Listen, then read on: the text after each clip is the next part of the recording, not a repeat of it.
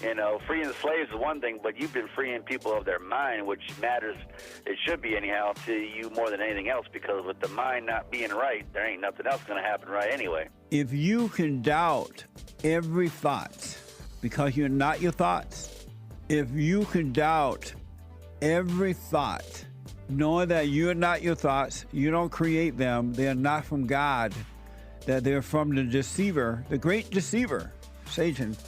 If you can doubt every thought, you can be free, just like that. At an instant. Bring every thought into captivity. It's so amazing.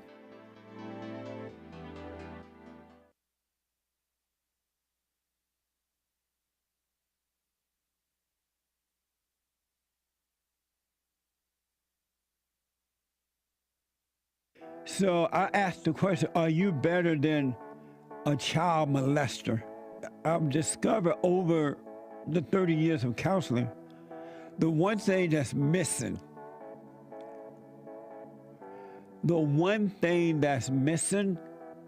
and I think because it's not taught in the homes or talked about, we don't have examples of it, right, is love.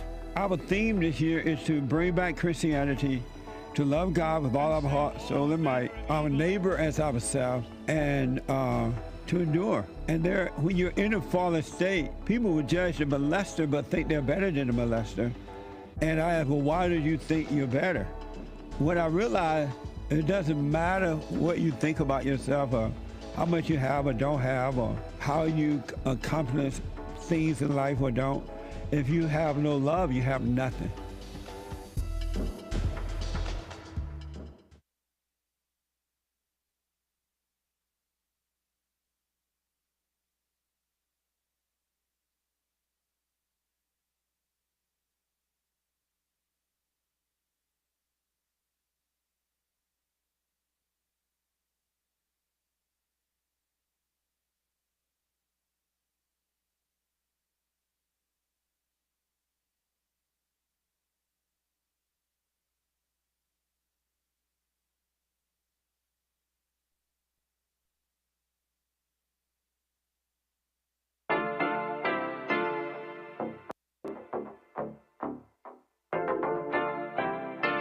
Isn't he Mexican? Colombia. He calls himself American.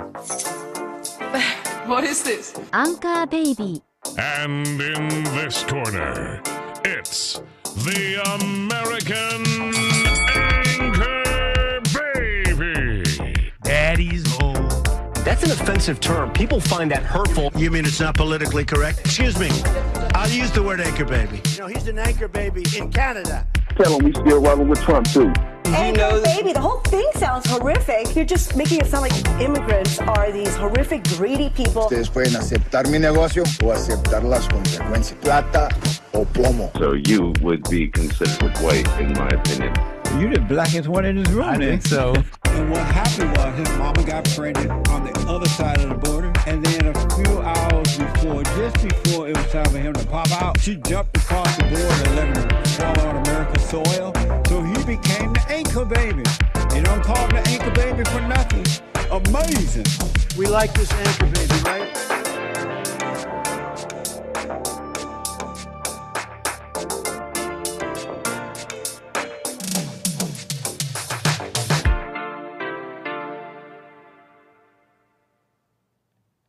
Hello, I'm the American Anchor Baby. This is my show. Thank you for tuning in on this fine Tuesday. What a fine Tuesday. A very fine Tuesday, I must say. A little bit of a specially fine Tuesday. Some of you already know. How do you know this secret information? It's not too secret. But I appreciate you all in the chat. You guys are kicking it off with super chats already. As you know, today's a special Tuesday, a little bit of a special Tuesday. The Anchor Baby, it's his birthday. And we got a little bit, okay, it's the Anchor Baby's birthday. Loosey Goosey Tuesday. It's a pleasure to have you all here. Truly fine Tuesday. A fine Tuesday. It's been an amazing Tuesday. And we all got that amazing guest on the JLP show and got hypnotized. Remembered it's my birthday, so right on, folks. Appreciate you being here. Welcome, everybody. 31, baby. How you doing, Willie Pal? Thank you, everybody. So we'll get into all that. It's the Anchor Baby's birthday. What else here? So haps to me. Thank you very much. I already got nice happy birthdays. and all that. So appreciate you being here. It's I got a bit of a show for you. I got a bit of a show for you. I'm excited to talk about it here. A number of things, you've already heard about it. Not those refugees. Oh, we love the refugees. We got to bring them all over. We got to get the immigration. But whoa, not those refugees. And I feel like it's seemingly the world, something that many already know, but the mask came off. And I think many are seeing that. Something might have broken. So I'll tell you about it. But you got people out there in Britain saying it's time to end the experiment of open borders. The world is, the age of the anchor baby might be coming to an end, and I'm fine with that. The anchor baby in general terms, not my era. My era's barely beginning. But okay, there's a number of things to get into. Okay, did something break? I don't know. They're out there saying a number of things, okay? So allow me to get into it. Loosey Goosey Tuesday. Pleasure to have you here. 888-775-3773 if you want to jump on the air. Something on your mind, something you want to talk about. And what else here? Welcome. That's our housekeeping. Look, I want to say welcome to the people who are watching. Very generous and loyal is what I'm trying to say. Welcome to the show because you're here watching me on Rumble, for example. I appreciate that. Rumble.com/American Anchor Baby. What's up, Jules? Thank you for the kind words. DLive.tv/Gorgonzola. Shout out to the people. Shout out to the people on Punchy.tv. I appreciate you making an account. And of course, YouTube won't be forgotten. We're here on YouTube. We appreciate them allowing us. We try our best here. Following the rules. Talking about what I like talking about. And so we appreciate it here. Welcome, everybody, to the show. So what else here? Look, I'm going to get to all the amazing super chats, calls, and all that here in a moment. Allow me to just get into it. Okay, so what else did I want to say? Before I jump into some of the news, I was pondering something I like to... Not pondering. That's not fair to... Well, I was pondering this because things... Pondering this... Other things were born out of pondering the anthems of the world. If you know me a bit, it's a little thing I like. I like learning a bunch of anthems. I learned the language a little bit, and they're cool. I just think they're cool, okay? I like anthems. They're interesting. A lot of history in just a song, lyrics, okay? So it's something I like, learning the anthems and all that. I'm sure many of you watching right now, if you have not caught it yet, wow, look at all these super chats, incredible. I'm going to get to all of them. If you didn't catch Jesse Lee Peterson earlier today, amazing episode, very amazing timing too. Shout out to Derek, the producer, brought on an amazing guest. Yost, his name is Yost Stratum, I believe. They named as the CEO of Orania. So make sure, if you haven't caught it, find some time to catch it. It's definitely interesting and thematic. I love that stuff going on right now. You heard the news of these refugees coming into America from South Africa. And there's a whole bunch of people who have problems with that. And I definitely want to get into that. But as Jesse was talking to his guest, Yost, he asked him all sorts of interesting things. I got in there. I was able to get in there. I wondered... And I typed it in. Jesse ended up asking him something akin to this, but I was wondering out loud if Yost still sings Nkosi Sikeleli, the South African anthem as it is today. Nkosi Sikeleli. And I was just wondering, right? I'm wondering is that an anthem that you still sing? Jesse didn't really get into it that deep with him, but he did ask him if Orania has their own anthem. And Yost was pleasantly surprised. He's like, that's an interesting question, actually. We just made that official at the start of this year, I think he said. And that was just interesting, right? I don't know if you've ever heard Nkosi Sikeleli. I may have played it for you. It's a nice tune. It's actually a nice tune. Africa. Upondo iwayo. I forget what language. There's a few languages going on here. That's actually a collection of 5 different languages. Ozi, Sike. I know the words, okay? I don't have to read these. Okay. Wayo. It's a nice little tune, okay? Inkozi Sikalali. It's interesting, really. The details of it. Funny that it comes up, right? I had been thinking about this. Every now and then, thinking about anthems, I'll come across this one. It reminds me of the man that wrote this song, okay? The man that wrote it is fascinating, because I got callers. They'll call me and, just even viewers, just in general, people still have this assumption, like, what are these white people doing in South Africa? Well, did you know, are you familiar with Master Enoch Sontonga? Master Enoch Sontonga, very interesting. Young man, when you look at this picture, Wikipedia, of a black man with a top hat looking distinguished with what seems to be like some interesting facial hair, one must wonder, how did he get the name Enoch Sontonga? You know who this person is? This person comes from the Xhosa people. The Xhosa, a Bantu ethnic group, a tribe that migrated over centuries into southern Africa, eventually settling in South Africa. The Xhosa people. But how did young Master Enoch Sontonga get that name? And why did he write a Christian song? Why did he write a Christian hymn? Inkosi Sikeleli. It's a song about God. It's a song about Africa gone. May the Lord, may God bless Africa, right? The Christian God. We ask you to protect our nation, intervene, end all conflicts. Out of the blue and of our heavens, out of the depths of our seas, our everlasting mountain. It's a Christian song, right? How did that happen? Some might say, right, terrible things. And I'll get to calls, by the way. Thank you so much. People say terrible things, right? He got that name, probably slaves, and it's terrible, right? He only got that name because these evil people went and colonized it, right? They'll say. But it's a fascinating history. It's a Christian song. An individual who wrote that out of his own volition was born in a Cape. What do they call it? He was born in Cape Town. What do they called it? They called it Cape Town. Hold on.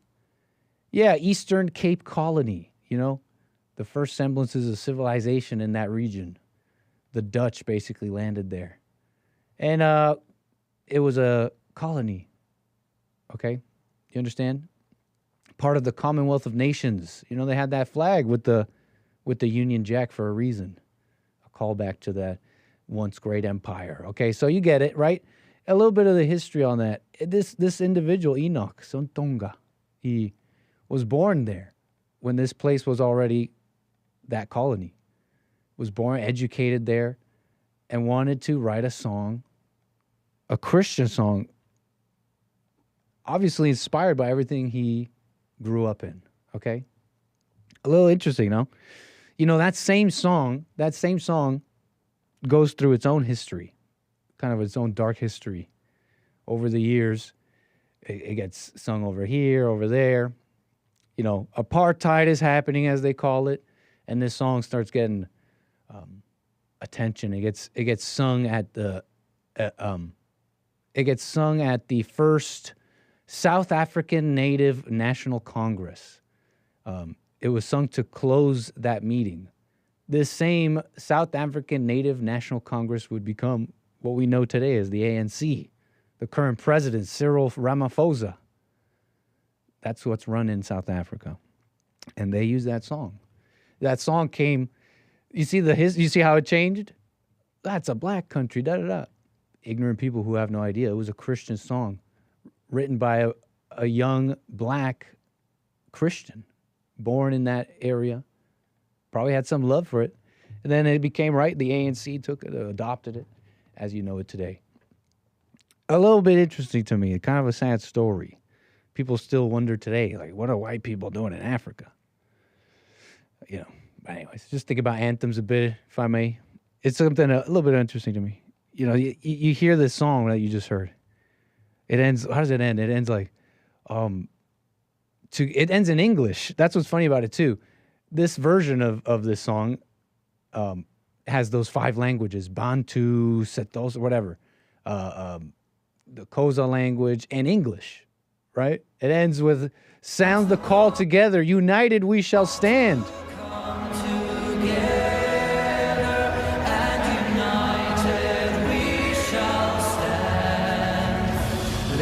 Let us live and strive for freedom in South Africa, our land. You know, I hear that, and I almost want to. I almost wanted. It should almost like echo at the end there. Like it should almost end a little bit like. You listen, like you hear this, and then it should kind of just echo, and then you realize it's playing out of like a broken radio. From like a broken radio, in a dilapidated building. The what happened to what we believed in, etc. Anyways, Orania, you know, they have an anthem. I couldn't quite find it personally. I don't know if it's this one. The Yost on the JLP show said that it's called the Call of Orania. Similar to that was the original anthem in South Africa, Call to South Africa. But I think it might be this one. I couldn't really quite find it.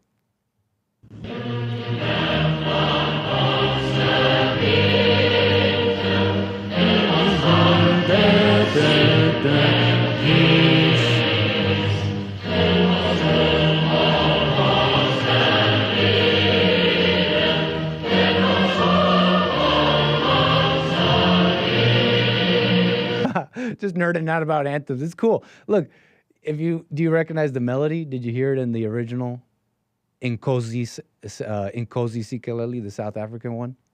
It's the melody of the second stanza.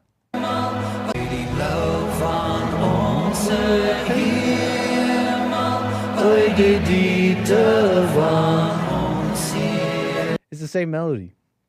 I don't know, it's just symbols and traditions. This is how it works, right? It's kind of like My Country, 'Tis of Thee. You're familiar with it, I'm sure. I'm sure you're familiar with this one.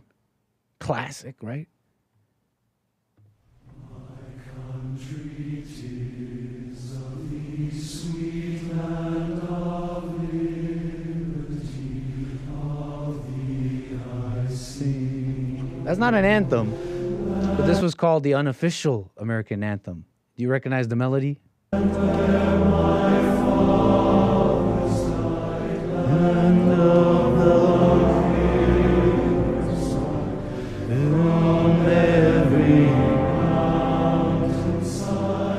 God save the Queen. Yeah, that's a little traditions and symbols. You know how white people are.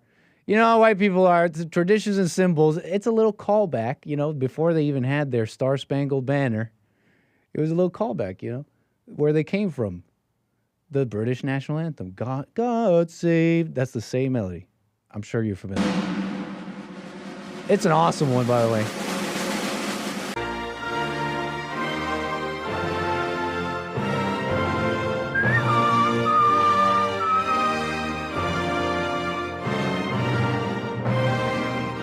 They love it. I love it.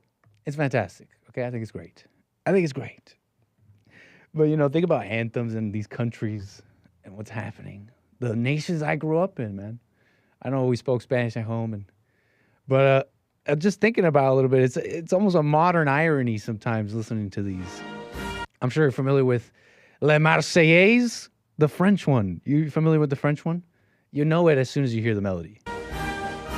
Hold on. You'll know it as soon as you hear the melody.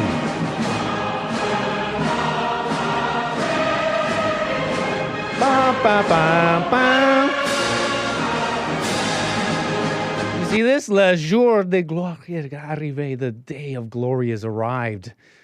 It's a song of revolution. The song of revolution. You know a little bit about France, folks? Is class in session? Let's not do this too much. Mr. G's class in session.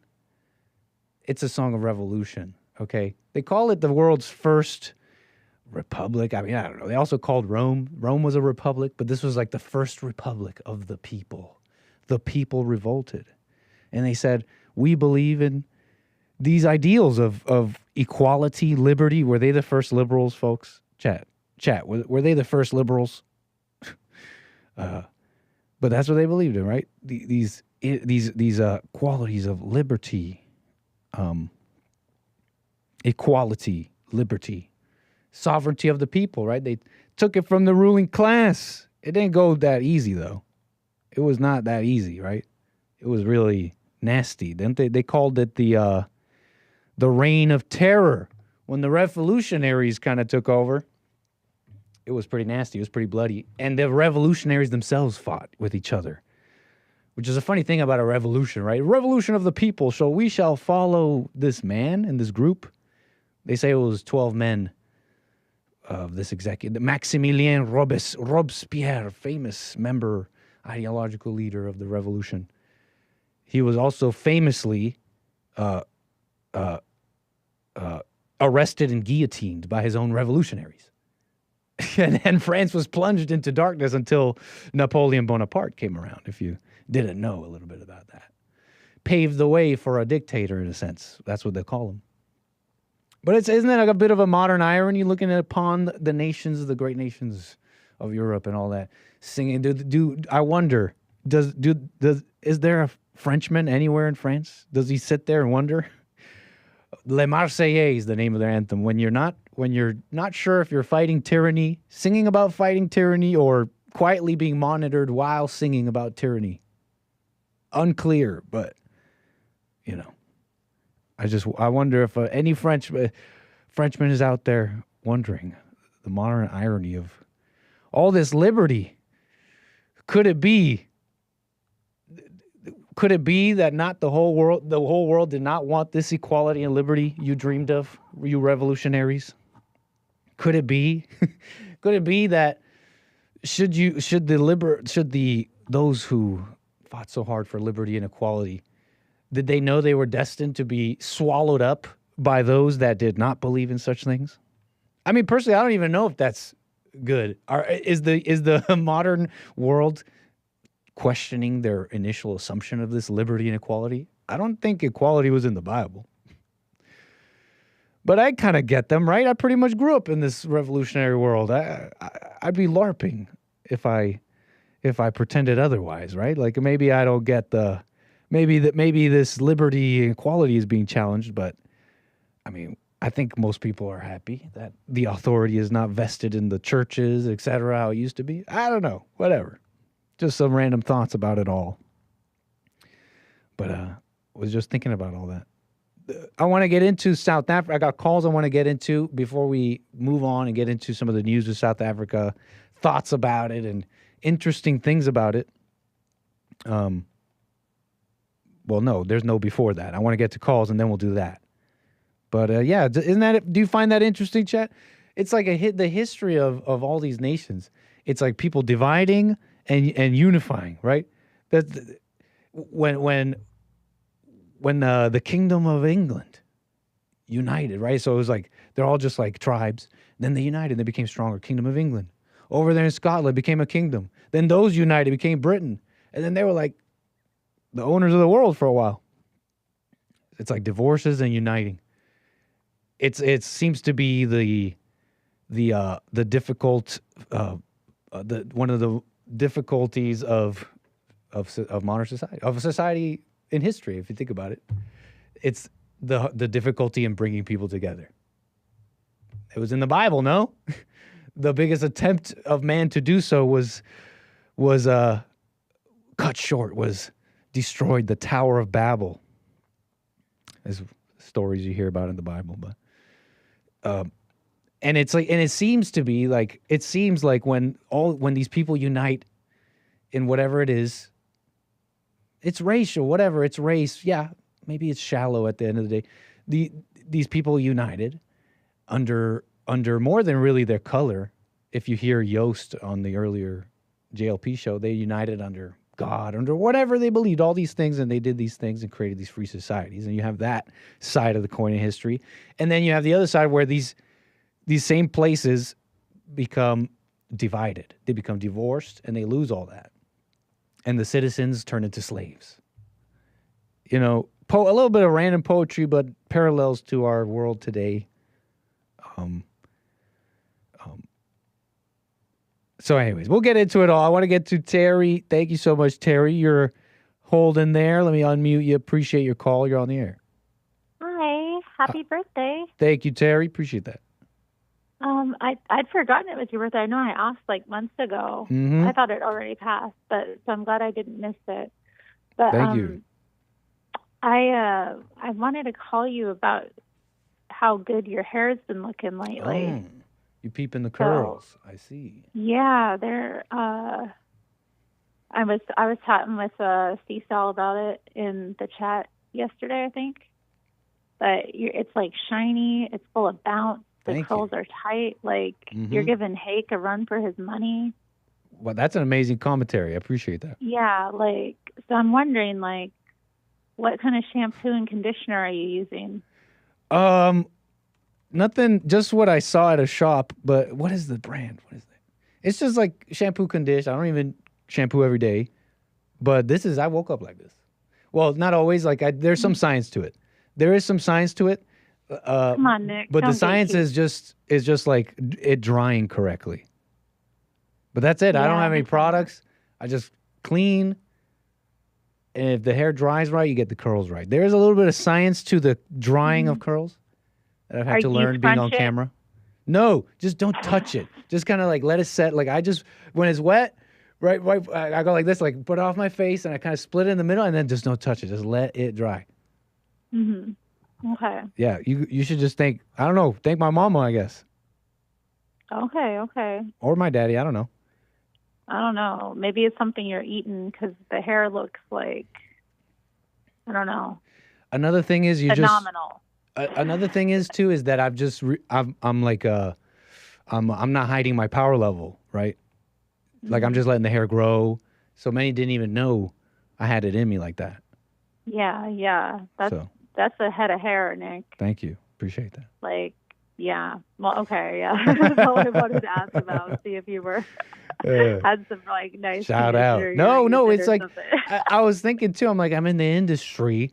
I need to start caring. And, I was on this Punchy episode we were doing with Joel, and he said something about dressing better. Life made him dress better. I'm like looking at myself. I'm like, life should start making me dress better, especially now in front of a camera. Isn't this? I have an excuse and look better, etc.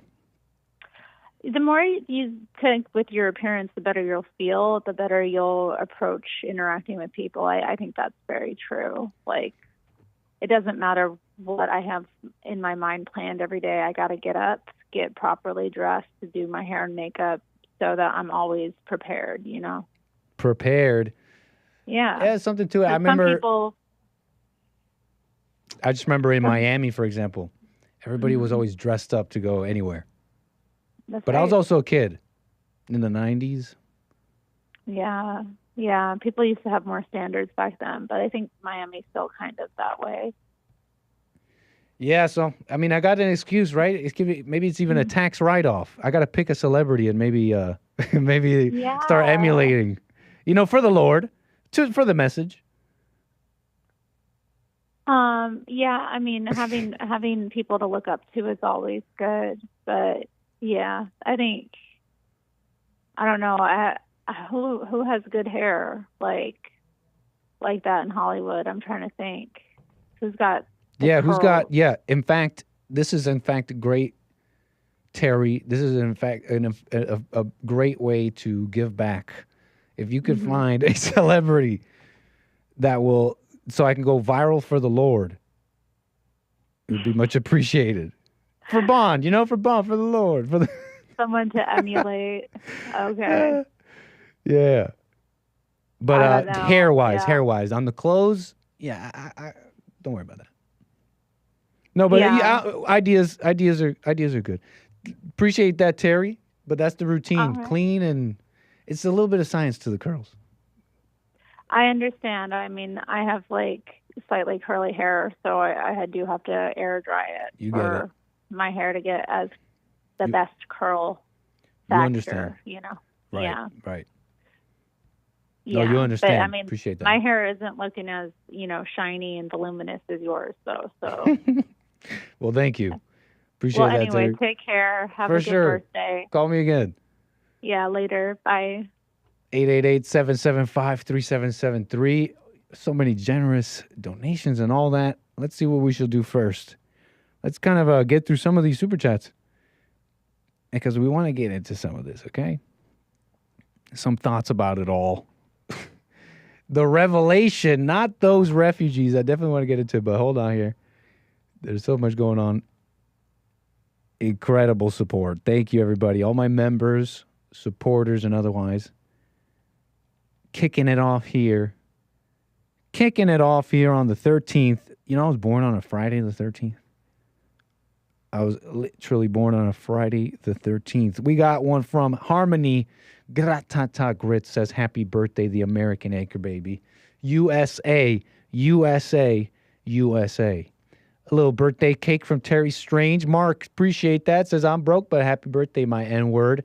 Nice, man. Thank you for that. Angban Art says, happy knit day, everyone. Long live the anchor. Amazing words there. Thank you, Angban. Lord Spike Protein, always generous. The baller of the bunch. Coming in strong with a big celebration. Terry Strange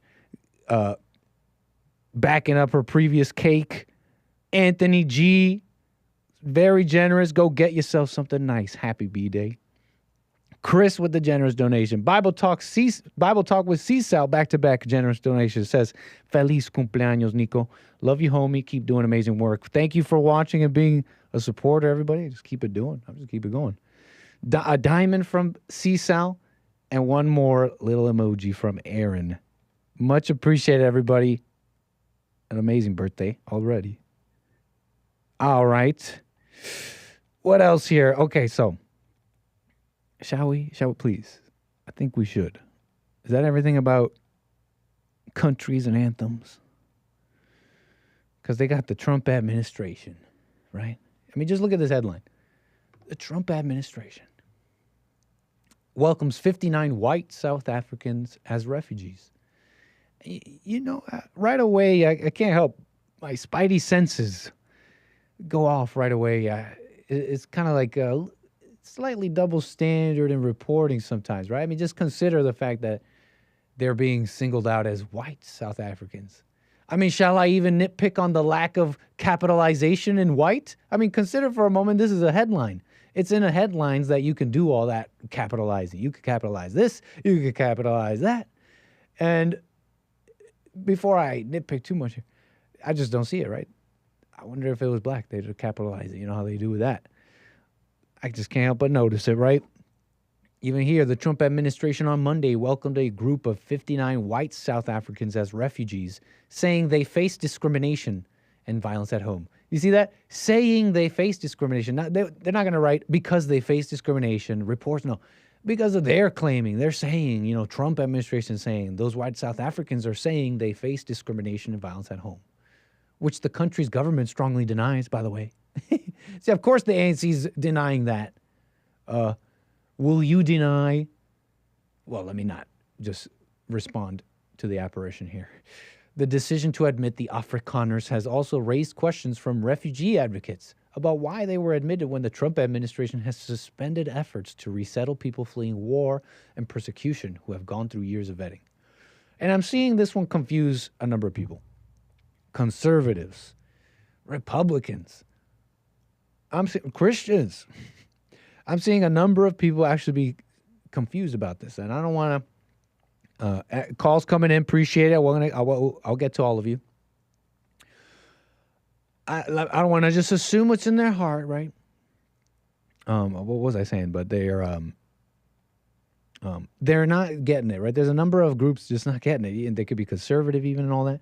But they're wondering, what's this double standard? If you're okay, I thought we were against immigration, right? Aren't we not okay with immigration? Why is it okay suddenly? Because they're white. But to understand why this is even happening, you got to go back to February. February, you had the Trump administration address the egregious actions of the Republic of South Africa. Now, this was back in February, and it was essentially that, right? And it was, the importance of this presidential action, possibly even an executive order. I don't want to misspeak. This whole thing was in response to something, and it's cool that Jesse had Yost on as a guest earlier because he made this point that Trump is specific. He's responding to the Expropriation Act, and really late last year, 2024. What essentially happened is the South African government made besides all the insanity that's already been happening, they've moved to seize the property in a big move and a big change of the Constitution to seize the ethnic property, to seize the property without compensation of these Afrikaners, okay? And so that paved the way for all this, for these refugees, right? It makes them refugees, right? So what was I saying about this? Look, I just wanted to mention that point that Jesse brings up. It's so true. South Africa and USA in the U.S., as they're coming over, Jesse's saying, do you realize that you're jumping out of the pan into the fire? And even now, people will hear me say and think, but really? But as you heard the earlier guest today explain how in the law, codified in the law, there's over 100 race-based laws. You don't think that can happen? It's already happening in America. So right away, they got the images and videos of these refugees coming in, and look at the criticisms. This person is saying, for a refugee fleeing to America because he can't get a job in South Africa due to BEE, which is their DEI, like Yost explained, Black Economic Empowerment, this guy has been doing amazingly well. Oh, it's like, look at him. He's got suitcases. He's looking pretty large. You don't seem very hungry, sir. And so suddenly, Warren Robertson here, commenting on X, is a little bit, he's just like, well, he looks pretty good to me. What kind of refugee is that? Look at this refugee, looking pretty rotund. Someone asked him to clarify, why do you say he's doing well? On what basis? Warren Robertson says his clothes are new and he has literally 12 suitcases for him, his wife, and 4 kids. Who can afford 12 suitcases, let alone 4 kids? And I saw someone else mention his size. It's like, so all of a sudden, now you can criticize these refugees and immigrants. That's what you hear from the right for years. But look at these fighting age males. Where are the women and children? These are these fighting age males are running from, like, why do we have to feed these people? Like, in your mind, you get told a refugee is his family and the mother and the kids. And it's, in the reality, when you see the videos of them coming in, it's like fighting age males who are here for a come up, who are here for economic reasons. As opposed to what's making everybody mad. Literal women and children and fathers and families. This looks like more of a refugee. Honestly, these people look like they are already in it. This could be a rally for a political rally here in America with American citizens. Am I wrong in that? They don't look too, right? They look like they could be here. Just saying. But I guess now you can criticize. And so that criticism too, by the way, was from a white South African, supposedly. Warren Robertson. He says, I'm a white South African. We aren't being murdered. There's no genocide. You've been played by liars. You normally block refugees, but with them you spent millions on a private Boeing to fetch just 49 of them. You have to admire their grift. Now, why would any South African even say that? So, anyways, but this is a person that is supposedly South Africa. And they're being told in the comments, yeah, don't you know that, they're giving some stats about murders, etc. This person just doesn't believe it, essentially. I personally, you honestly get that from all sorts of people in situations I I asked a Colombian the other day about crime in Colombia and killings. And they're like, no, it's safe. It's fine. That's how people that are in the hell they're in talk, just so you're aware. Oh, no, it's fine. But if you think them being mad about how they look and them being fat and all that, and then I'm going to get to calls because so many are coming in, 888-775-3773. If you think that's why they're mad, if that's what's bothering them, that's just the tip.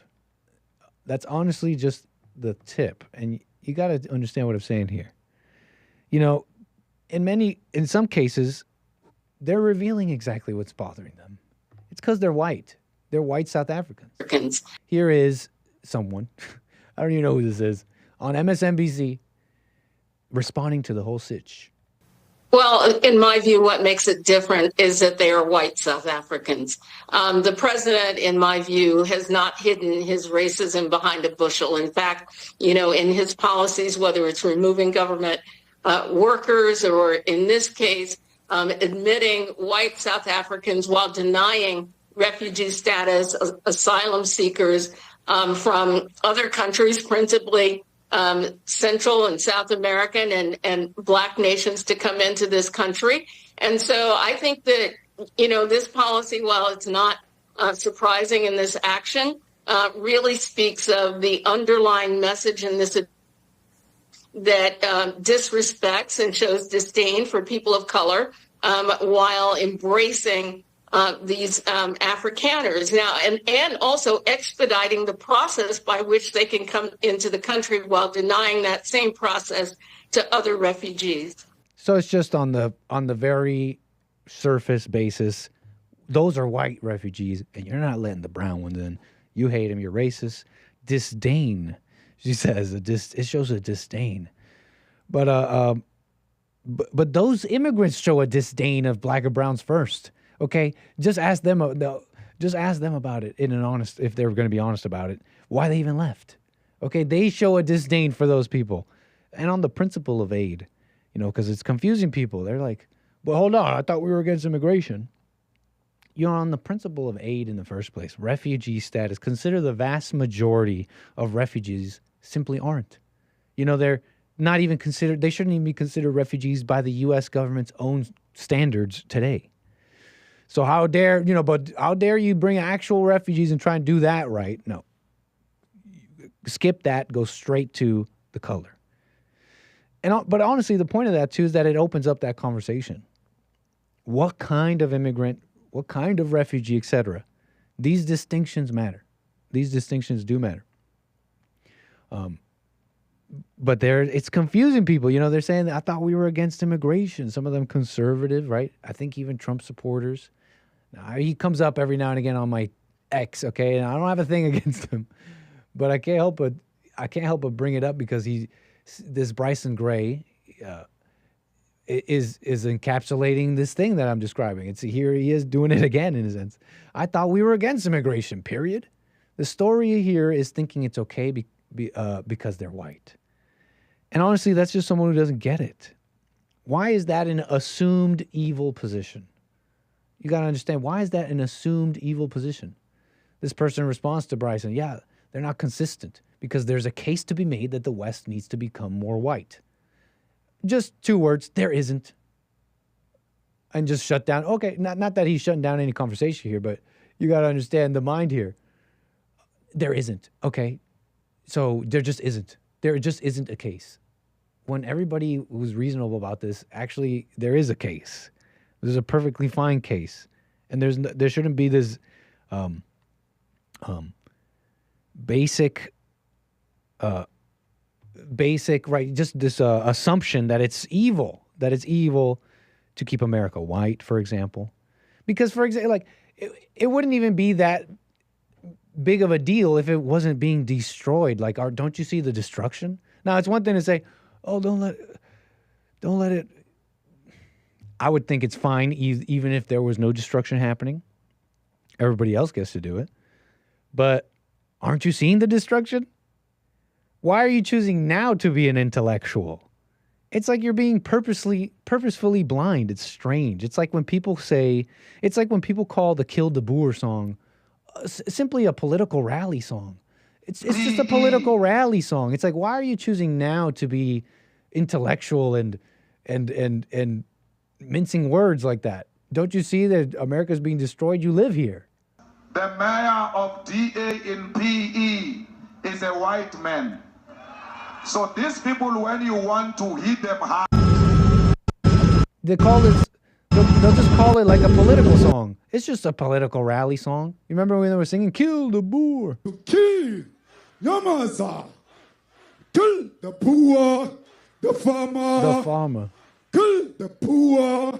Not because Mashaba and Soli will. You will take it. Your mother and your father, they are parasites of this country. They suck the blood of this country. Sorry, I'm thinking Blood Diamond. You will take it by, repeat after me. Shed they blood. Okay. So, I bring up Bryson too, because it's just interesting because it's a little thing about identity. I think it's a perfect example of identity, of how facts, you can have facts and all that, but if you are still identified with some false identity, like your skin color, your desires, your proclivities, you are, when that identity gets challenged, and you could be the Christian, you could be on the right side about truth all day, you could say that all day, but the moment that identity gets challenged, you're gonna lose it, okay? And so that's why that's important to me. It's fascinating, and my callers have been waiting. I'm almost done here. 888-775-3773. I really want to wrap this up and get to my calls, because you got to see that they admitted themselves. Look, they had this liberal on CNN pretty much admit that that this is wrong because there was a racial reconciliation in South Africa, and they did it, and it should happen here. And so it's hypocritical to be supporting this when we should be having racial reconciliation. And I don't want to let this play too much, but that's pretty much the rundown. Because she's going to go off, and you might fall asleep. She's going to drone on a bit. Oh, okay. But the irony of her saying that these people should go back to where they're really originally from shouldn't be lost here. She's going to say they should go back to Germany or Holland. And here is the black woman saying that. Okay. So if you think about the history of South Africa, it being under an apartheid system, where I think it is 80% of the population that are black Africans only own 4% of the land. That is because they were put in shanty towns and moved into areas where they had no rights. And so 30 plus years ago, they went through the apartheid system ended, and they reformed their constitution. And she's like, that's such a nice, beautiful thing. They reformed their constitution to kill these white people. Under the great leader of Nelson Mandela. The great leader. And that allowed for a racial reconciliation, one that this country has yet to do. But South Africa did it, and they reformed their constitution. And part of that is that the people who are native to that land deserve their rightful land back. That is not what the Afrikaners actually want to have happen, which are the white Africans. And so who are not originally from Africa, who colonized South Africa also. And so that is what they are saying is discrimination. So she hasn't even said why they're not refugees. She's just saying the black people there got their land and it's right, okay? And these people, they're saying they're being oppressed, but I don't see it. Now, if the Constitution in South Africa is discriminatory, they have their checks and balances in that land just like we do. And that's what she calls their race-based laws. It's just their constitution, and they have checks and balances. And so they got there the way when they have a law that says you can expropriate the land of these white people, etc. They got there through checks and balances. So if these white South Africans want to leave all of a sudden, don't start pretending like you guys got to leave because you're refugees. You guys are really just leaving because you just simply don't like the laws. That's the argument she's making. That is for them to. So if the Afrikaners don't actually like the land, they can leave that country. They are. They're leaving to come here. No, they can these leave refugees and go, are coming here. They can actually leave and go to where their native land is, which is probably Germany. Are you against them coming here? Holland, probably. Holland. Are you against them coming? Africa. Where are you from? I wouldn't even get into such commentary. It's just because she's bringing it up. and this comes up, then I'm going to respond, be like, well, you go back to Africa, right? But I think that's silly, right? She probably grew up in America. But anyways, it's just their obstinate attitude. It's like when I'm on the ships with the immigrants and the anchor babies and the black people out of America, I'm going to be like, I told you. It could have been fine, but you guys had to make it your country and be like, oh, it's our country, not yours. And now we're out of here. So I'm going to be telling them, see, told you. I'm against the hypocrisy of this administration. No, that's not the question. The question is, are you against them coming here? If there was actually a genocide happening, like there is in other places in Sudan, in the Congo, I would not. I'm not opposed for Congo. So you get it. Let's not like go off on this. Let's get to the calls. But you get it. They really say it out loud. They say it out loud. Why this is not? Why they don't like it? Because the whole point is to undo this colonialist, whatever society. And there's different levels, and people have come up with all their crazy conclusions, but at the core, it's anger. And I don't know if the liberals were right or wrong, but whatever ideals you had about liberty and equality, they don't believe it, and they're here to swallow you up. So, time to wake up. And that's it. That's pretty much it on that. You know, what else? That's it. That's pretty much it on that. Appreciate it.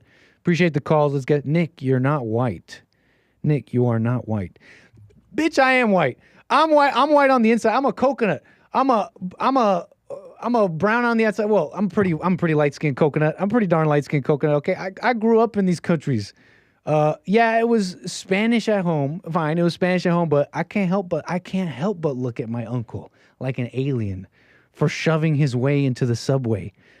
I can't help but, when that Indian lady was being rude at that 7-Eleven, I couldn't help but tell her, in this country, you have customer service. You remember that one? Remember I told you about that one? You know, you might not like it, but what does love in this place look like? I look like a house N-word, okay? A house N-ga, okay? So allow me to have an emotional outburst, okay?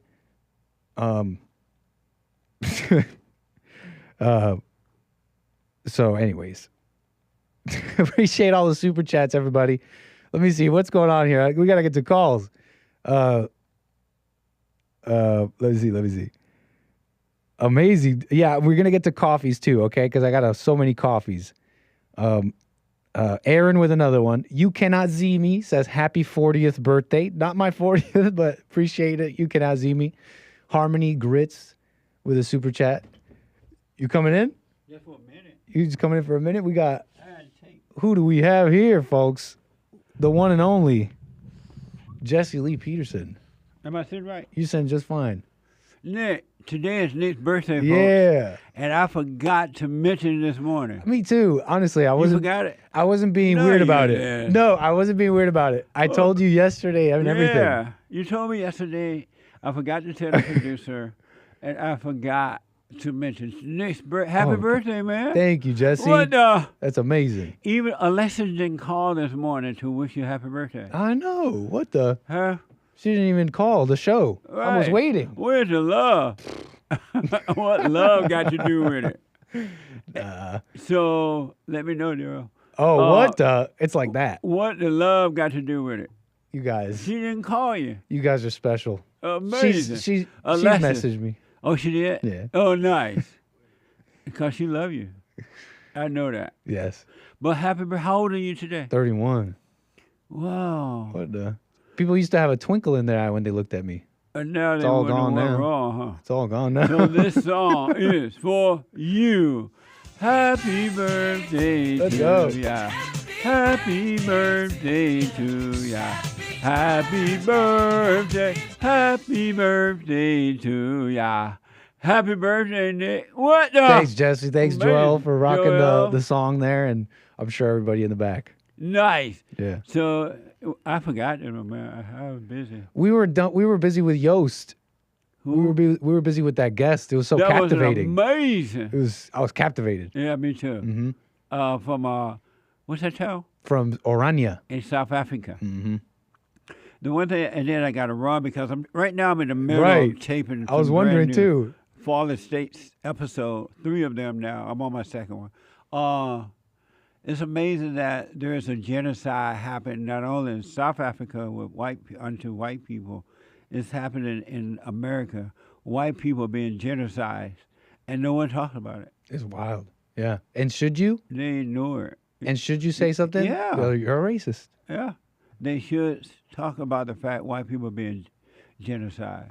Yeah. And Amazing. I think you brought so much attention to that over the years. And I've been saying it for 35 years. Finally, it's not something I'm glad to see, but in a sense, are you seeing it now, folks? Hopefully. You're still not going to have a lot of white people going to be afraid to say it, and a lot of black people are not going to say it because they don't care. Mm-hmm. They like it. But anyway, I have on my jacket because I'm taping some Fallen State episode. Yeah. So I got to go. My Get next to guest it. is here. Right on, happy Jesse. birthday. Thank you for that. That's awesome on my show. Happy birthday, huh? Appreciate it. No, I love that. Thank you for that on my show. Nice. All right, Jesse. You take care now. Bye. Messing around with my camera here. Hold on, folks. Let's see here. Let me get me set up here. Boom. We got Lil Nick still here. Boom, boom. Let's rock some calls, okay? And then we're going to do the super chats and the coffees. We got amazing coffees. I hear we have incredible coffees.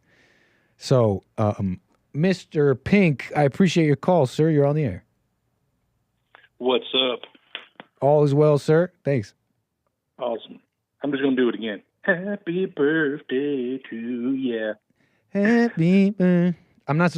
Are you supposed to sing along? I don't think you're supposed to sing along, right? If it's your birthday. Oh, I'm just saying it to you. No, I know, and I was singing along with you. Oh, wait, you know what? Is that uncouth to sing along with the happy birthday song? It's your birthday. You're allowed to do what you want.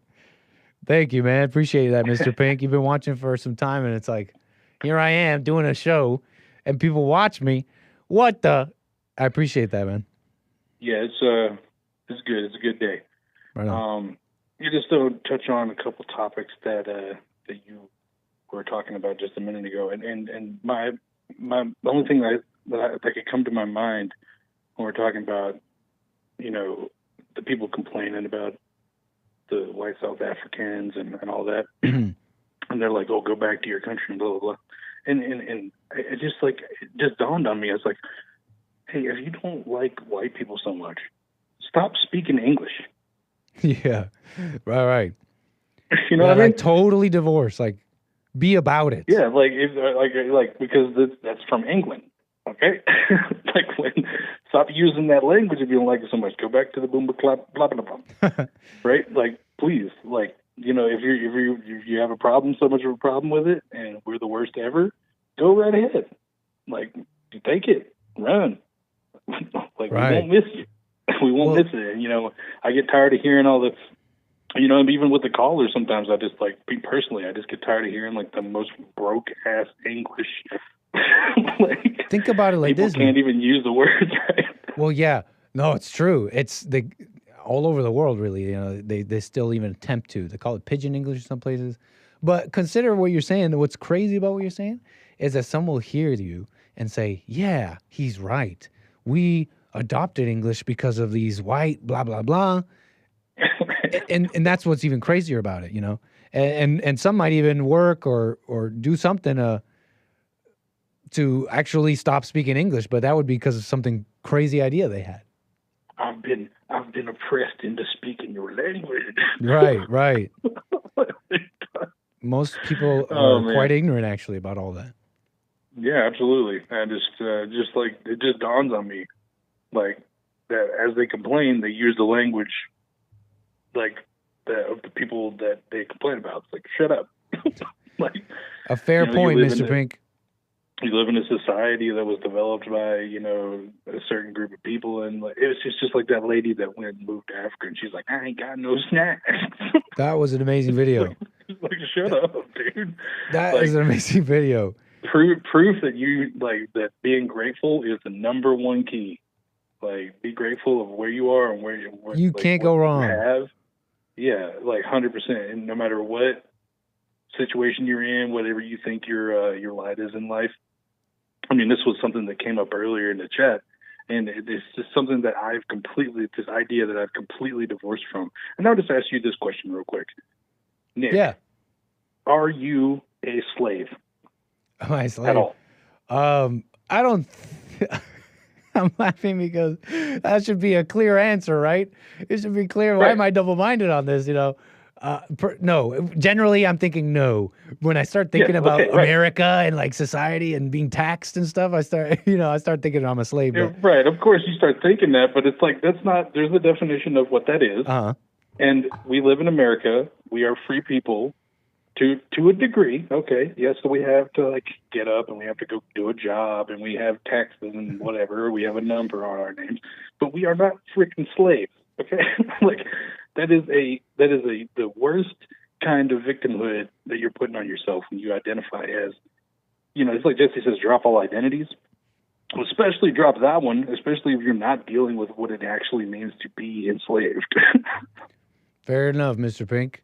You know what I'm saying? Yeah. It's like, good God. It's all the people about the mental games you're putting on yourself when you do that. The people you describe speaking English and all that more, the ones that they're hating that are also speaking English, they're more alike. And the world that shaped them has caused them to be more alike than they realize. Yeah, and you're doing like honestly a disservice to people who are actually in sex slavery or like, actually being whipped and like beat down and made to like serve people. Like that's not even close. Like to live in the most free country that has ever existed in the world. Be grateful for it. We can go out and do what we want for the most part, besides like devoting 8 hours a day to some kind of job. All right. But other than that, you get to eat what you want to eat. You get to sleep when you want to sleep. You can wake up like not in shackles, bruh. Man, give me a break. To add to what you're saying, man, like that honestly remains. Let's say even if you were a slave, a good attitude. I would hope I'd have a good attitude if I was a slave. It would bless me. I would have a fine life. Honestly, I a part of me really believes that because of what I see in my life today. Having a good attitude is everything, man. And some people will call that slave. Let's say some people consider it a two-tiered system. Let's say if an immigrant were not allowed to be president. In my America, Anchor Baby would never be allowed to be president. They could be citizens, live their lives out. Some would say that's a two-tiered system. That's apartheid. That's slavery. But I would be. But if I had a good attitude in that, never being president, never having, I would still be an American. Imagine having a good attitude in that and calling yourself American, no matter how someone will take that and doubt that or whatever, you would have an amazing life. Right. Well, think about this.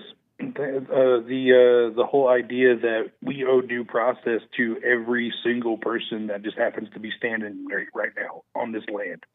Like, no, the Constitution and the Bill of Rights was written for citizens. Okay, it's not like directly in the language, but it was citizens. It's implied it's for citizens, right? And there are people that have immigrated here legally that have visas and all that stuff, and that should apply to those folks as well. But people that have zero respect for the laws and stuff should not be on the same level of getting due process if you had no respect for the law to begin with. Fair points. Solid points, Mr. Pink. So, yeah. All right, brother. Well, you have a good happy birthday, and appreciate you for taking my call, and just stay blessed, and hope Bond keeps on moving in the future. Thank you for that, Mr. Pink. We'll be here. Appreciate your support. Call me again. All right, brother. Take it easy. 888-775-3773. I want to do these coffees, and then we're going to get to Mark, okay? He's been waiting patiently here on hold. We've got Mark out of Los Angeles. I'm going to get to you here, but we got a couple of coffees here, and we got to deal with this because y'all are special. It's me, which is Liesel, by the way. Shout out Liesel with a comical amount of coffees. This is ridiculous, the amount of coffees that one would have in one day.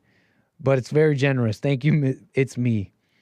Bought me a coffee on buymeacoffee.com/anchor, baby. It reads, Dear Mr. G, I and Mark and Harmony and Cameron and the rest of those who love and appreciate you wish you all the best on your special day. Thanks for letting us cut up in class. Happy birthday, Mr. G. And that's back. Appreciate that, Liesel. Thank you so much for the support. We got Based America First. Oh, how you doing, sir? Based America First. Big shout out. Says SFHBD. Y'all know what that means. Carver with the coffee. Well, here's someone with a coffee. It reads, Happy 31st bday, Nick. Thank you for your wisdom and the truth you speak and share with us. God bless you and many more years to come. Well, thanks for listening. I'm just talking. I guess some of that is truthful and wise. Hey, I'm messing around. Thank you, someone. Carver with a coffee says, happy birthday, Nit. Congratulations on finally becoming a boomer. Yeah. Imagine that. You may not be aware, but a secret cabal in your Discord has been working hard to make this special birthday gift for you. Aaron, Zorak, Galahad, Him Diddy, and I put this together. Harmony sort of helped, but her part got cut due to time and budget constraints. I hope you like it. What is this? Folks, I'm getting a YouTube link. This is apparently my gift. Shall I play this out loud for all my viewers here? I think I should, unless you guys tell me otherwise. This was put together by my amazing viewers, and I wish to show it here. I'm seeing this for the first time myself. Let me see. I'm allowed to play this, right? That's amazing. Hold on. Let me make sure I'm allowed to play this.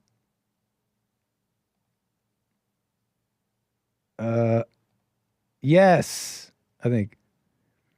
Go for it. Okay. Well, this is amazing, folks. I haven't seen this.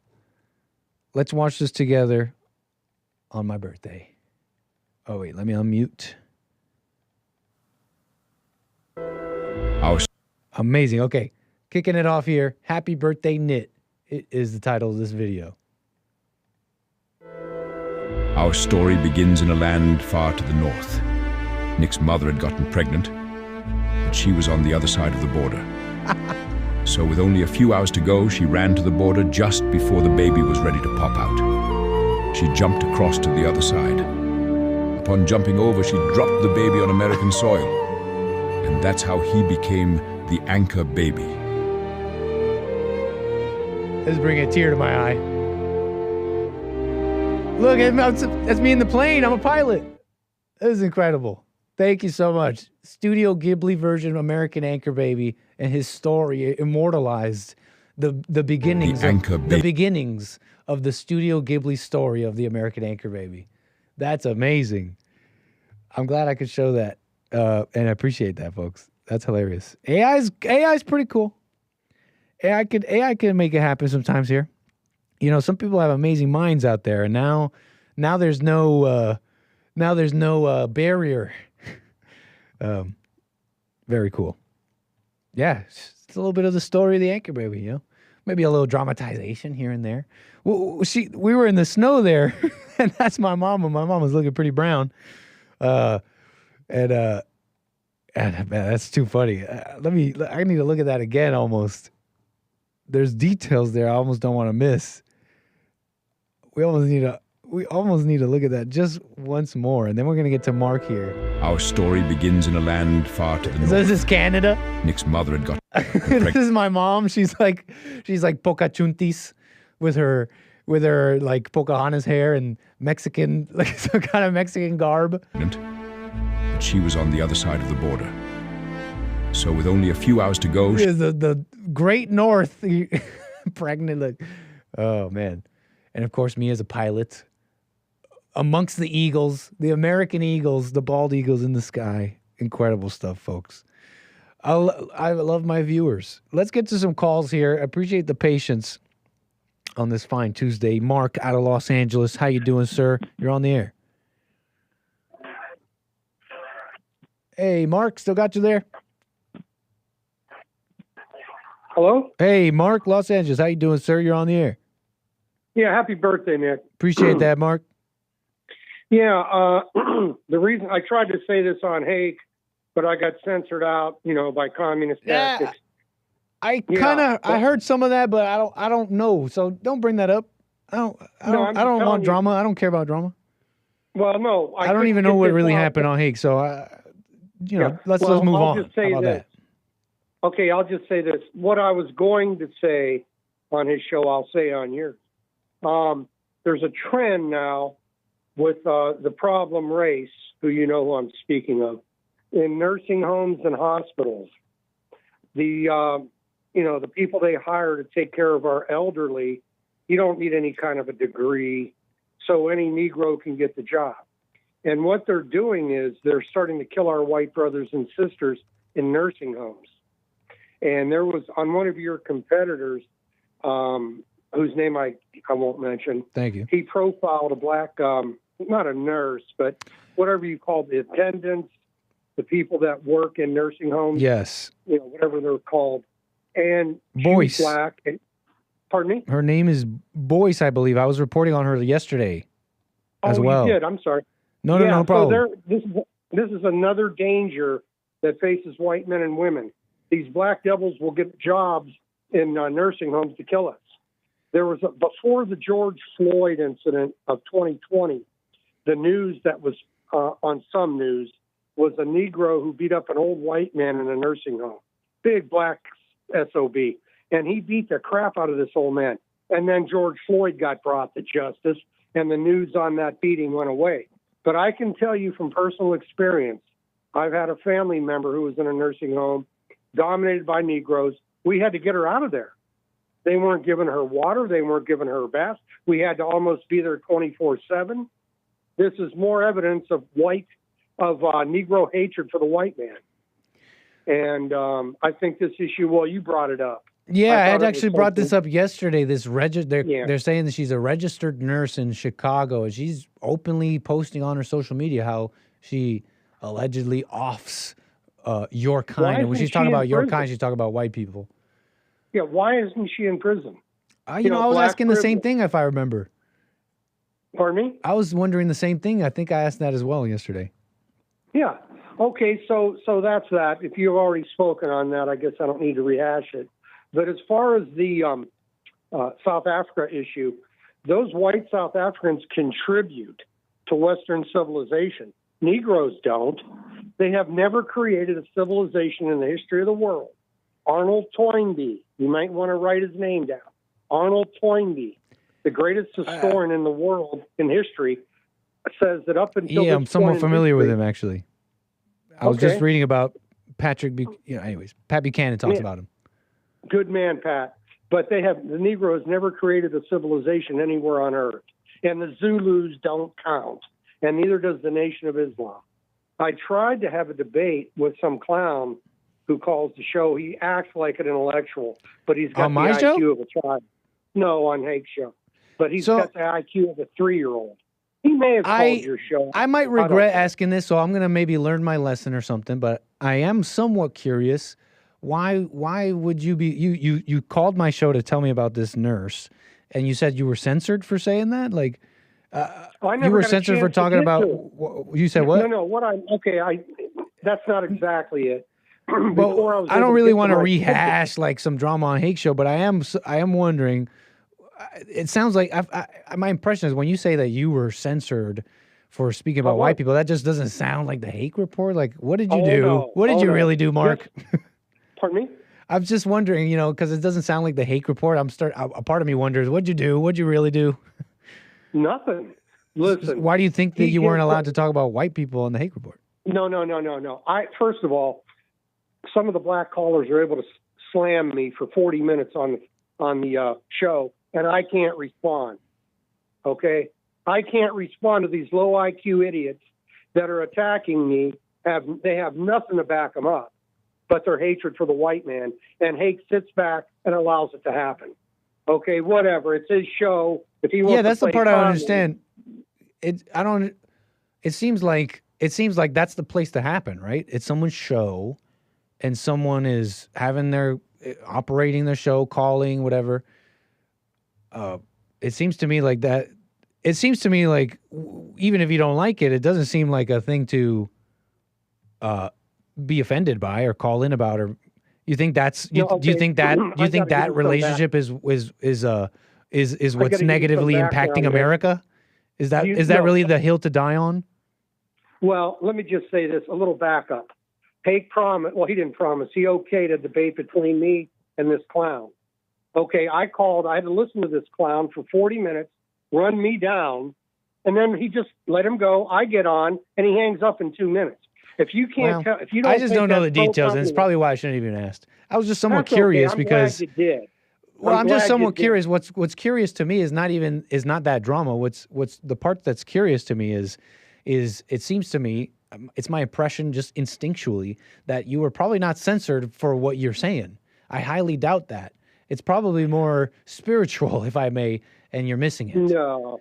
And you know, when I hear you talk about this, you know, it does make me wonder about, how do I put this, Mark? I just don't disagree with the whites at all. Like the things you bring up. If you've heard my show, I'm an anchor baby skinhead or whatever. I'm joking about that, but like I'm white on the inside. Like I get it. But here's what I also get. White people, there is like a, in my mind, there is like a contingency of the white population that is familiar and woken up to the issues you brought up, and they're mad about it. And they've kind of been around for a while. Some of them got old, and they're just kind of like espousing this kind of dead philosophy. I would venture to say and what's dead about it is not the facts, but just kind of being angry. You know what? Did you see that guy on the JLP show that was running Orania? Okay, on the Jesse Lee Peterson show, they had a guest, and they call him the CEO of Orania, which is a town in South Africa that is white only, right? That's only for the Afrikaner. Good. And when I hear him speak, I'm like, this is an individual who is maybe even agrees with all the facts you said, but they have a vision for the future, and they're not mad about yesterday. Is that too simplistic to describe you? What do you think about that? What am I not getting? I don't know. The only thing I could say is it's obvious that there's a bias against whites. I think most white people my age think along the very same lines as I do. They're just afraid to say it.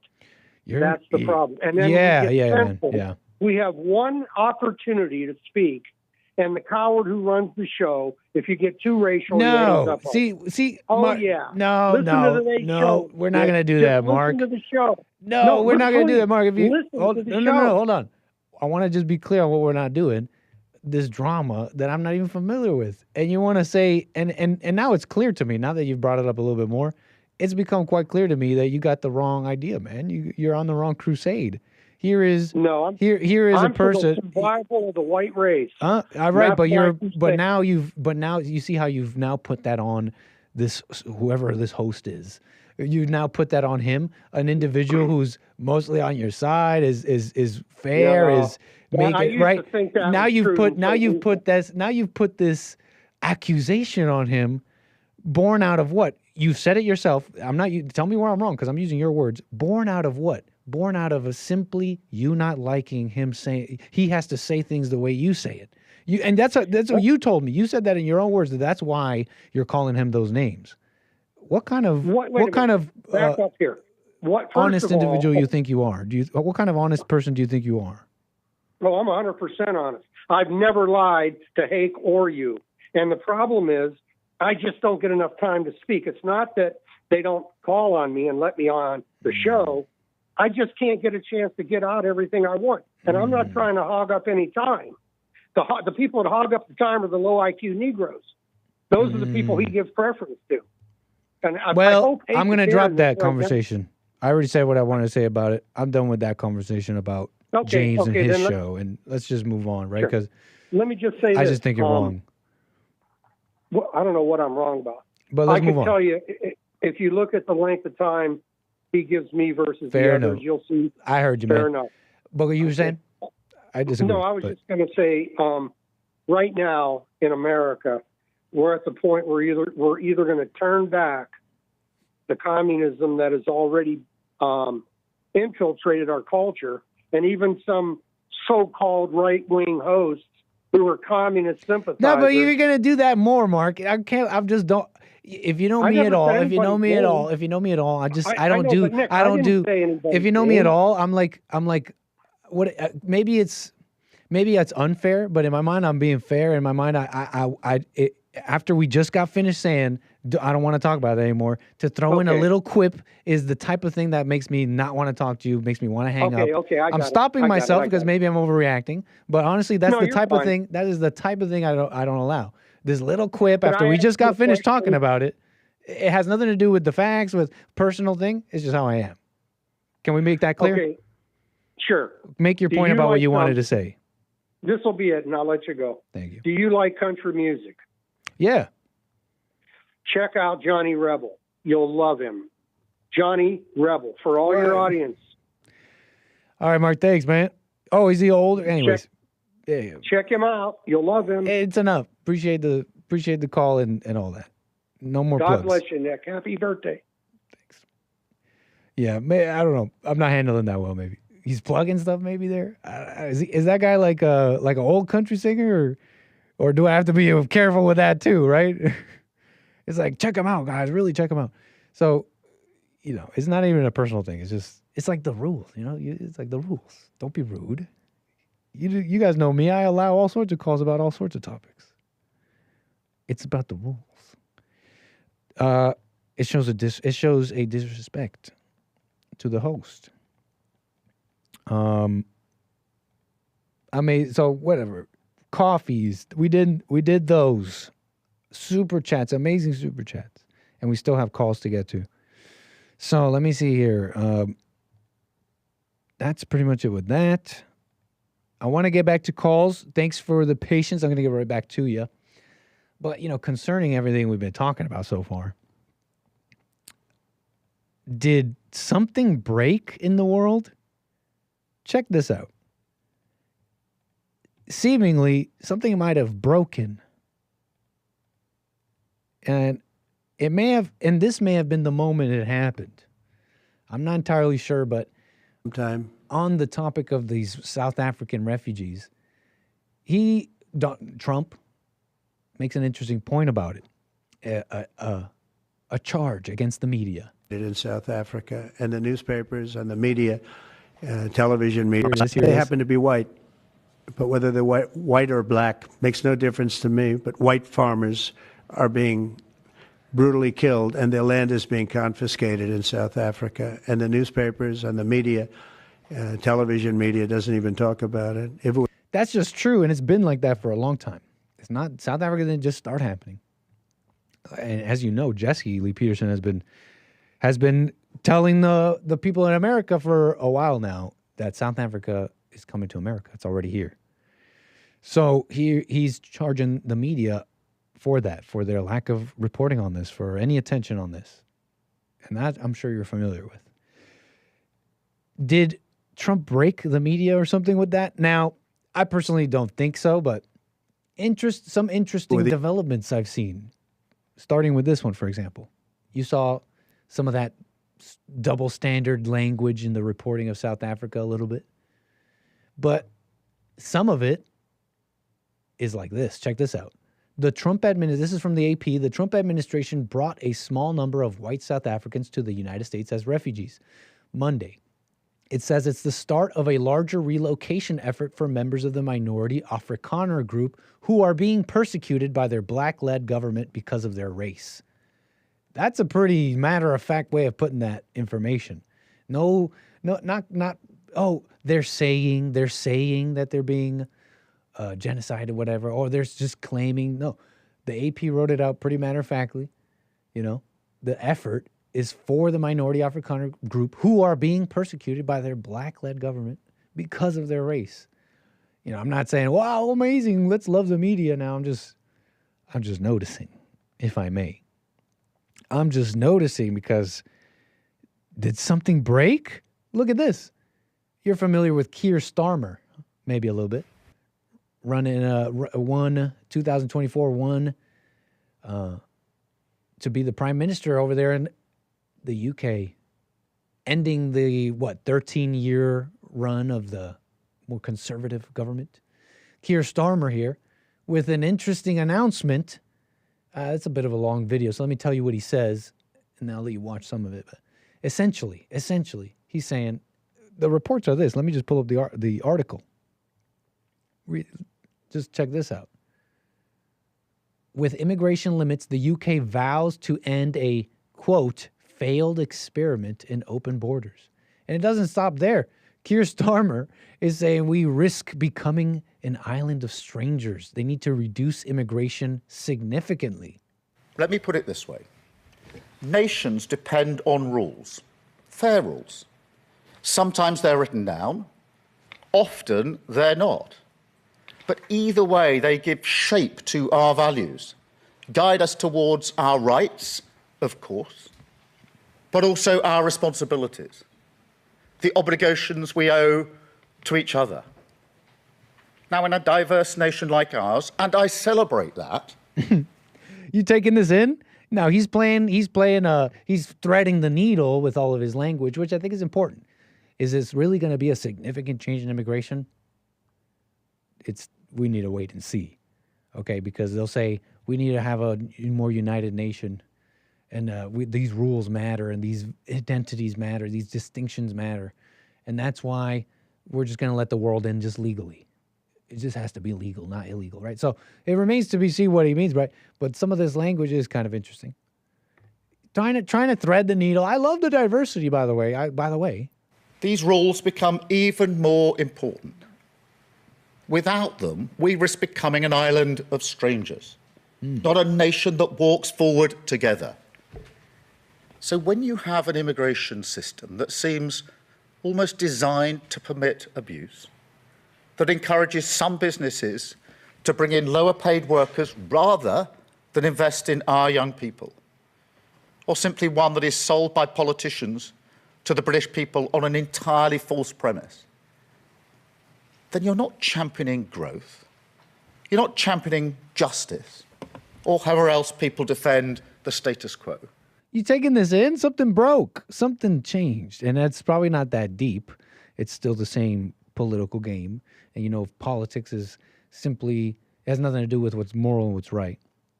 It's about what works. And maybe this is what's going to work, okay, with the people and their thoughts changing, seeing what immigration has wrought upon their country. You know, maybe that's some of the precipitating factors that's causing Keir Starmer to speak in this way. But it's a bit of a, I have to say, I don't know him too well, but it seems like a bit of a departure, don't you think? I mean, he's a liberal. He's a liberal, and what's the most significant thing to me, honestly, because I can't really conclude much more than this, is that these liberal, the liberal ideas that have shaped our world from the French Revolution, reiterated in its own unique way in the world post-World Wars, they're being honestly challenged. They're being challenged in a major way. It's really the only thing I can say is happening here. But you got to wonder, you know, this response, will it be enough? Do they even care about it being enough? You know, he's saying we'll be risk of becoming an island of strangers, and that's why we need these documents and ideas to unite us more than ever. Yeah, because there is no unity, so you just need something else to unify them.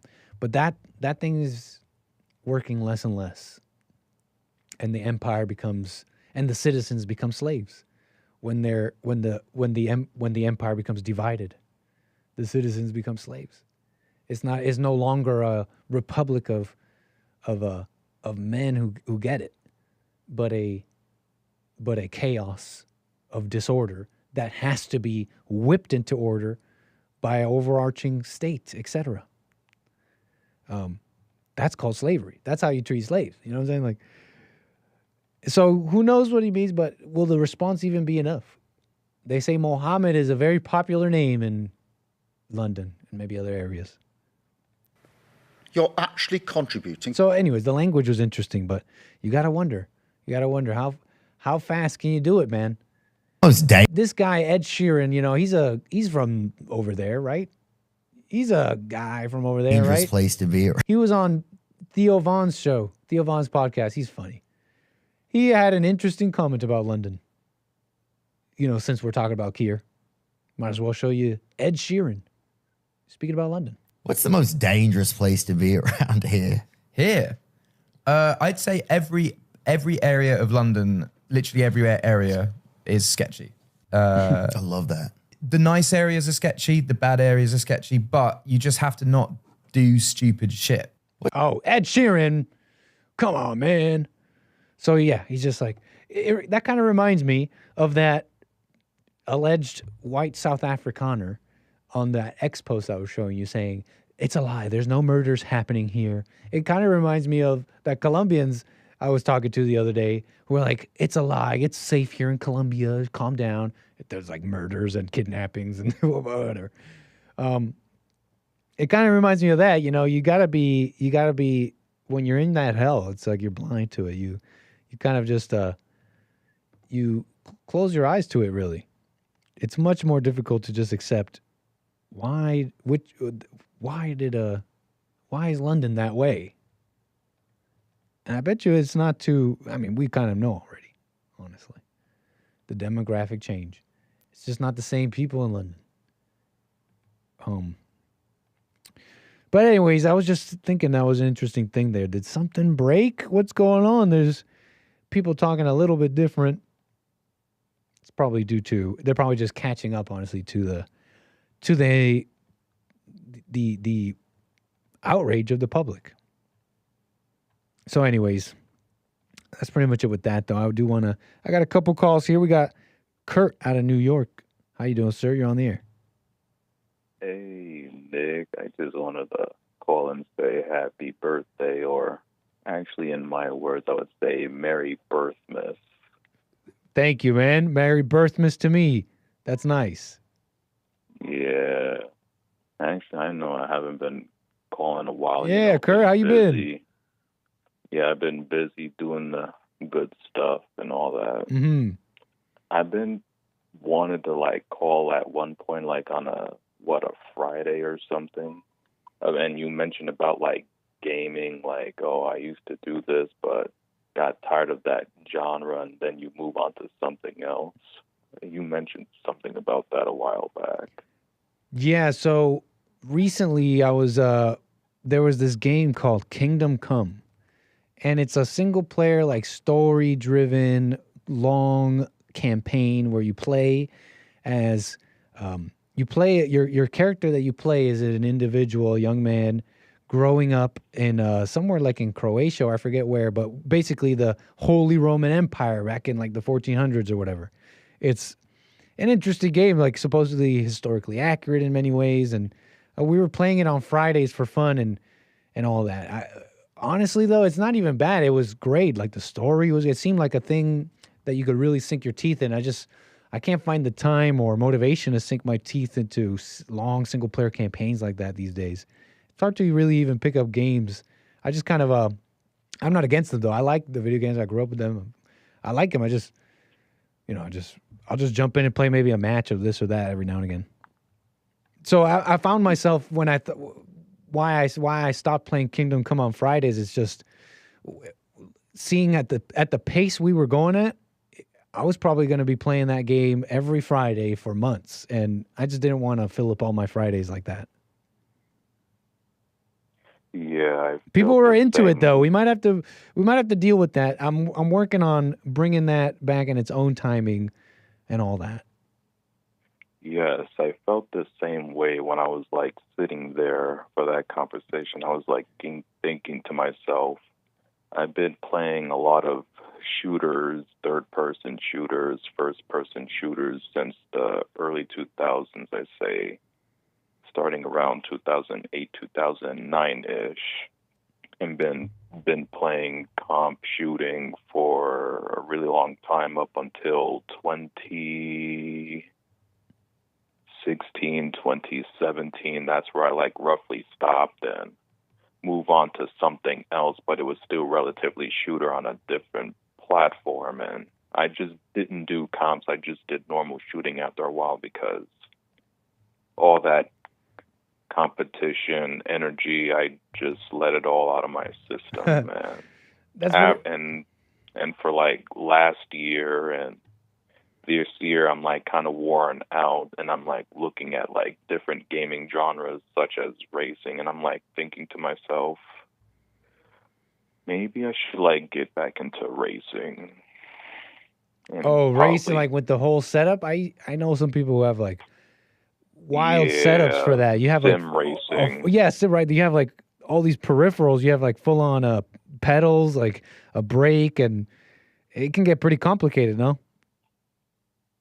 I mean, it's not hard for me because I've done it a few times before, so I'm familiar. It's just affording it, and it depends on how much money you want to put into it. You could just have a minimal setup or have a go all-out setup where you're fully committed, you have octane fuel fuel pumping through your veins type of thing. I hear you.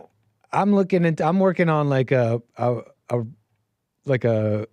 flight sim setup, basically. Like I'm working on finishing that up, to bring back the flights on Fridays. Yeah. But it's got to be the way I see it in my mind.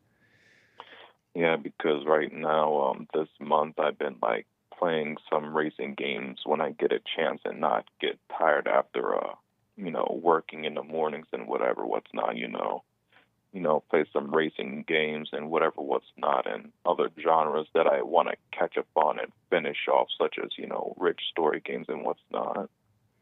Well, right on, Kurt, man. I appreciate your shout out. Not do too much shooting and stuff like that, even though I still go back to that now and then because I have to carry my homies that are on my friends list, per se, because I don't know. You're the carry, I could retire. Yeah. Well, man, I appreciate your shout out and calling me on my birthday and all that. Oh, hell yeah, for sure. I didn't know it was your birthday until I, saw JLP saying happy birthday. I was like, that was cool. Oh, shit, let me just say, Merry Birthmas to you and what's not. Well, thanks, Kurt. Appreciate that, man, and thanks for watching all this time. Call me again. Hell yeah. Oh, yeah, for sure. Have a good one. Take care, Kurt. 888-775-3773. We got David out of Texas. How you doing, sir? You're on the air. Nick, how are you? No complaints here, man. Appreciate it. Go ahead. My sole purpose for calling you this afternoon is to wish you a happy birthday. Thank you, man. Right on, David. Appreciate the shout out. Man, I appreciate you, buddy. I appreciate all you guys, but I appreciate you a lot, man. Loud and clear. Somebody here wants to say something to you. Okay. Happy birthday to you. Bring it on. Happy birthday to you. Happy birthday, Anchor Baby. Happy birthday to you. Doing a little high harmony there.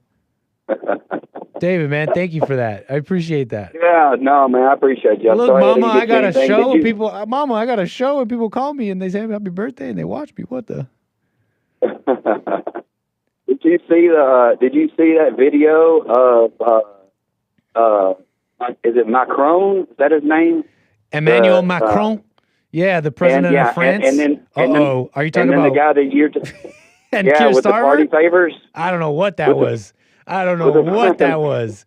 I mean, allegedly, it looked like it might be some party favors because I would never hide a Kleenex with that speed and that suspicion. I make no claims.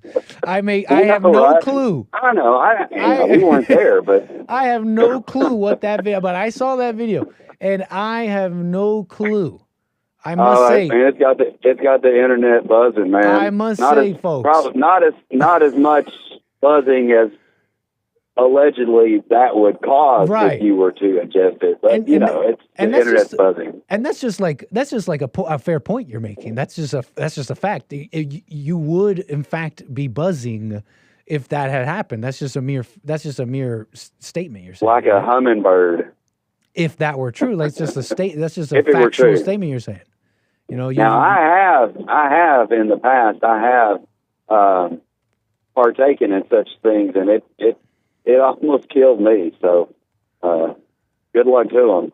I don't, they probably not using it the way that I did. So what we're talking about, folks, is a moment that was, they're alleged. So I don't even know what the meeting was about, but Keir Starmer, Macron, and someone else met, and they were pictured. And then when they sat down, there was some baggie in front of Macron that he quickly puts away in his pocket, and they are alleging and speculating was drug use. And I wouldn't speculate and say such things. And it's actually, I'm kind of being sarcastic. It definitely looks suspicious. And I am being kind of sarcastic and tongue-in-cheek in my tone, but let me say sincerely, I actually really don't know what that was. But I don't even.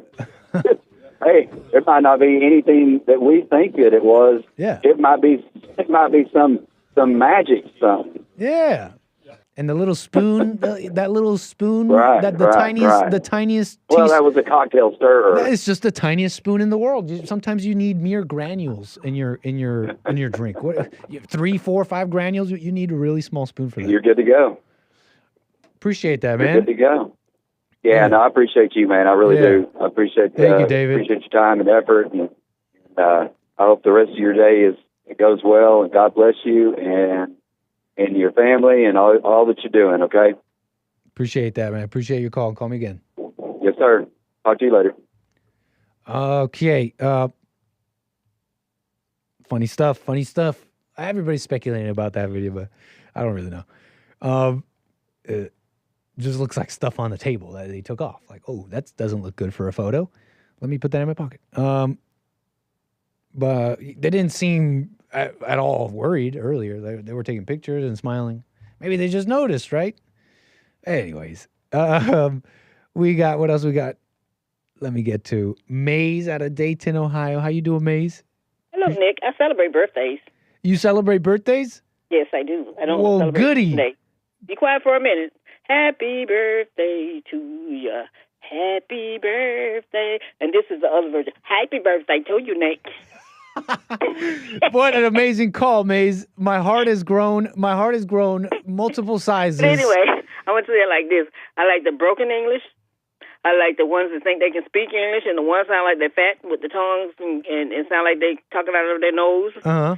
You can understand what's being said. And tell Mark, there's no boogeyman under every bed he go under. Have a good one. What do you mean? Oh, Maze, I appreciate your call. A lovely happy birthday. And if you want to leave it at that, we'll leave it at that. Leave it at that. Call me again, Maze. Lovely. I got a song from Maze. Check that out. I got a song from Maze, Mama. I made it. What was that? Hypey birthday? That was awesome. We're going to have to do some learning what that was, but that was amazing. Appreciate that, Maze. I love Maze.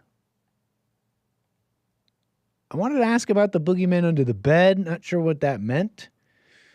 What kind of monsters under the bed are individuals fearing out there? But we'll leave that for another day. Amazing. All right, so I want to get into, what should we do? I don't really have the time for this. I'll leave this for tomorrow. But basically, speaking of did something break, something broke with some people. They're conservatives. They're conservatives. They're commenters on the conservative space. They've been around for years, some of them. This one in particular, his name is Mark Levin. And we'll have to get into this tomorrow, honestly, but it's just something funny to me. Speaking of did something break, on this evolving stance with Israel that Trump is reportedly taking, with some of the interesting evidence about that I spoke about yesterday, the trip to the Middle East, not going to Israel, and just the report that Bibi is apparently, is allegedly, right, they has people in America, Mike Waltz, coordinating with him. You got people coming out calling that anti-Semitic. It's like, did something break? I don't think something broke. Honestly, it's a callback to what I was saying earlier with Bryson and anybody else. You could say the truth all you want, but if you identify with an identity, and I'll call it shallow and false, but that's just me calling things. But whatever, you decide to order yourself and identify strongly with skin, color, nation, whatever. When that gets challenged, or in your mind gets challenged, you will lose it. You will fight. And it's not crazy. It really makes sense. It makes sense that an individual who considers themselves Jewish is like, you know what? Israel is really important to me. And that's really all that's happening. It's people operating in what's important to them. So the clips are interesting, honestly. We'll have to get into tomorrow. Because now they're saying that this term neocon, which I'm learning is the contingency in the conservative world that is like really cool with war. I don't know how that exactly connects, but they're saying this word is anti-Semitic. They're saying neocon is a prerogative for Jew. Unbelievable, says Mark Levin. I found it somewhat interesting, and we just don't have the time for it, honestly. let's do something else here. How about can't do that. We'll leave Diddy for tomorrow as well. Diddy, some of the interesting things coming out of the Diddy trial. This woman that is testifying against him, Cassie. Some of those details you might find interesting, but essentially, they admit out loud what they sacrificed when Cassie and her lawyers allege and make the claim that she took abuse for her music career. Because if you know anything about this lady, Cassie, I forget her name, but Cassie was in a relationship with this Sean Diddy Combs. She was also signed to his record label, and it's how she got into the whole industry. Her and her lawyers alleged that she took abuse for her music career. And in that statement alone, people reveal the crimes and sins they commit themselves. How is a world in a world where you made that sacrifice, you took the abuse for your music career, how can you come out and turn around and say that some crime was committed on you? It was not a crime committed on you. It was an agreement that you agreed to. And I'm not saying, by the way, you agreed to get abused and raped. Like, no, that's illegal.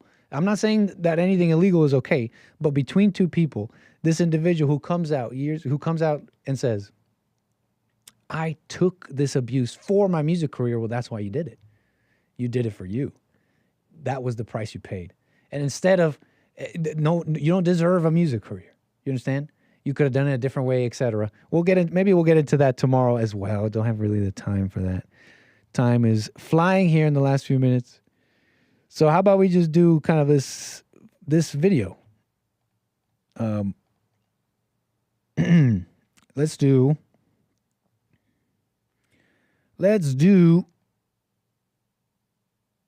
I don't know what to do now.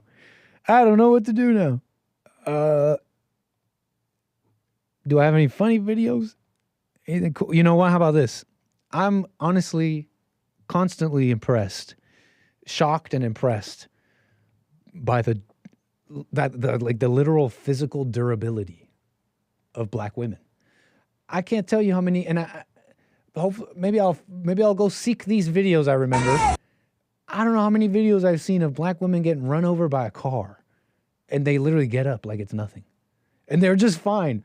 There's this video going around. It's apparently out of a dollar store, like a Dollar General or something like that. Allegedly recently happened. Don't know exactly where, but the video is of raging people. They're mad, they're fighting, they're in the streets. One female individual gets run over by a car. And I'm laughing because she clearly gets up and looks fine. That's the only reason I'm laughing. Watch this.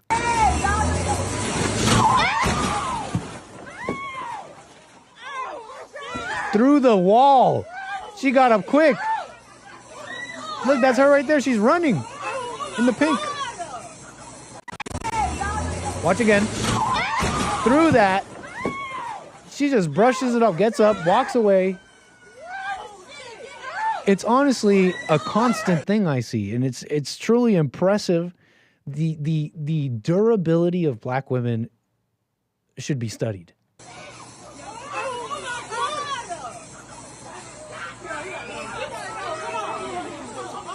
Yeah, that's the wall of the dollar store.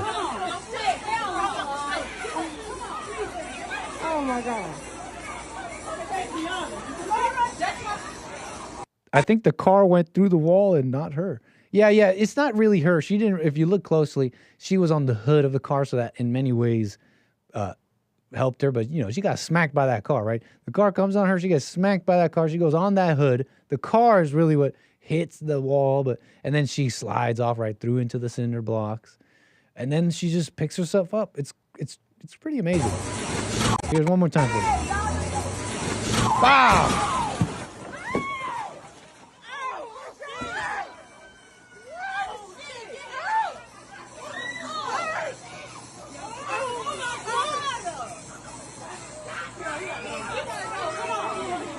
It's impressive. So, look, it's crazy, though. Vehicles are weapons. Vehicles are weapons. And someone's yelling at you, you're all mad, and they're in a car. Like, it's just not worth it. It's just not worth it. Personally speaking, it's just not worth it. All right, folks. That's pretty much, what else do we got here? Coming to a close. I want to check over all my coffees and super chats since we've had so many generous people today. Amazing, generous people. Supporters and all that. Rumble. Amazing. Yes, Harmony. Hopefully, yeah, we got to this. You definitely saw that. You definitely saw us get to the coffee and the amazing video. The Studio Ghibli history of the Anchor Baby. Thank you. Everything is fake. Appreciate that, sir. Thank you very much. So those were children, Hake asks. I don't know. I honestly don't know. Man, everything's fake. Thank you. Seriously. Right on. I didn't know everything is fake. I'm glad to know that. All right, y'all. Back at you, by the way. I got one last call, I believe. One tiny final call here in the closing minutes of the show. One final call. One final call. On this Tuesday, we got Rick out of Hampton, Virginia. How you doing, Rick? Appreciate your call. Man, brother Nick, man, shoot, thanks for taking my call before you go off, man. But, man, I just had to let you know I heard some liberals on TikTok was saying that, you know how when it comes to the Atlantic slave trade, when people like say, well, Africans sold the slaves to the Europeans, they like say, that's deflecting. I'm like saying, okay, wait a minute. Shouldn't Europeans would have never had them if it wasn't for the African kings and queens. They were trying to say they didn't know that they was going to treat them that way. How the heck you know when you sell somebody, you always don't care about them yourself? They reveal that themselves. Remind you of Joseph. Say again, Nick? Yeah, if you pay attention, they really reveal themselves. Right, exactly. Look what happened to Joseph in the Bible. He was upset about that, but God worked it out for his good. But I'm like this. If you sell me to slavery, I'm just as mad as you than anybody. If you what? You know what I said, if someone sold me to slavery, I would be upset with the people that sold me into slavery. They just as bad, you know. Fair enough. And you know how African Americans always talking about reparations. They're not serious about reparations. I'll tell you why. Because they'll go to Africa for reparations too. The Arabs and Islam for reparations. Wow, yeah. You're saying they have the same claim. Yeah. They should put claims against them too. Yeah. But you know, would you I'm thinking that they wouldn't allow such a thing, but honestly I take that back. I've seen like anti-racism language coming from like Arab people, like Muslims. Yeah, they had slaves. They owned African slaves too. Africans sold slaves to them. Yeah, exactly. It really the at the core of what you're talking about is this assumption that this group or that person is guilty and doing things that you never do or never will do, which is a lie. You know, there's a lie. Yeah. It's to accuse it's like when they say chattel slavery. Like it's a special form of slavery. No, all the peoples of the world hate, murder, rape, etc. Enslaved. Yeah. On all that. You know, I just say all of them to be held accountable. It's equal accountability. Everybody just wanted to hold the European. Well, it wasn't nothing how the Europeans did. Well, the bottom line, Africa, I believe, was the first continent to have were the first slave traders. You think about Egypt in the Bible, they enslaved God's people. Where's Egypt in Africa? Mm-hmm. Very true. You know, they enslaved God's people for 400 years. Everybody been enslaved. Nobody's innocent. You know what I'm saying? Very true, Rick. Absolutely true. And And that's what I get when I hear them. They be trying to make it less. The Africans, so they didn't know they were going to be treated bad like that, and they didn't care. They didn't care. People say something like that? I may have heard something like that. They didn't know. They simply didn't know they were going to. Yeah. They didn't know they were going to be treated like that. No way. I said, oh, come on. Wait, what else? You sell somebody a slave, what are they going to do? Put them in a Marriott hotel? Right. And another thing, it's like, how were those slave traders treating their own slaves initially before they sold them off? It's like, how were they treating their own slaves? They probably knew how other slave masters would treat them. Yeah. And a lot of people don't realize either, Nick. Britain tried to talk Africa to stop slave trade. That's but right. But Africa kept doing it. They did. You don't hardly hear them talk about that. That's right. All you hear them talk about is European was brutal, all that. Africa was brutal too. Matter of fact, most of them dictators over there, when they make them slaves, mining them resources over there, and they sell them and keep the people in poverty and oppression. It's still slavery in Africa today. Fair enough point, Rick. I appreciate that. Anything else you want to say here in the last minute of the show? We got to wrap it up. Well, man, you guys have a great evening, man. Be safe. And Lord, say the same. I'll see all you guys' shows tomorrow. Always a pleasure, Rick. Call me again. Yes, sir. Nick, love you guys. Y'all keep it up. All right, y'all. That's done. We done did it. We done did the show. We done squeezed every drop out of that show. That's the super chats, the topics, and all that. Let me do one final check. Amazing. All right, y'all. Enjoy the rest of your Tuesday. I'll be back tomorrow, Wednesday. We got Manhood Hour on the JLP show, rest of the network, and of course, more American Anchor, baby. There might be some fun. There might be people. I keep getting messages. I just keep getting notifications. So I don't know if something's going on, but my Discord notifications keep popping off. So if you want to be part of the Discord, the link is in the description of the video. You could join up. People are seemingly there all the time. If you want to keep the snake pit going, that's one place to keep it going forever. Now, there might be some fun stuff there. I'm getting message notifications that people might be watching movies. So if there's festivities and other things going on, join up the Discord because it's fun, okay? I'll definitely check out the Discord and see what you guys are trying to tell me. Other than that, though, that's it from me, folks. See you tomorrow. Take care. Enjoy the rest of your Tuesday. Appreciate all the birthday wishes. It's already an amazing birthday. Love y'all. Take care. See you tomorrow. Oh, it's Little Nick's birthday, too, and he's got to say bye. Bye.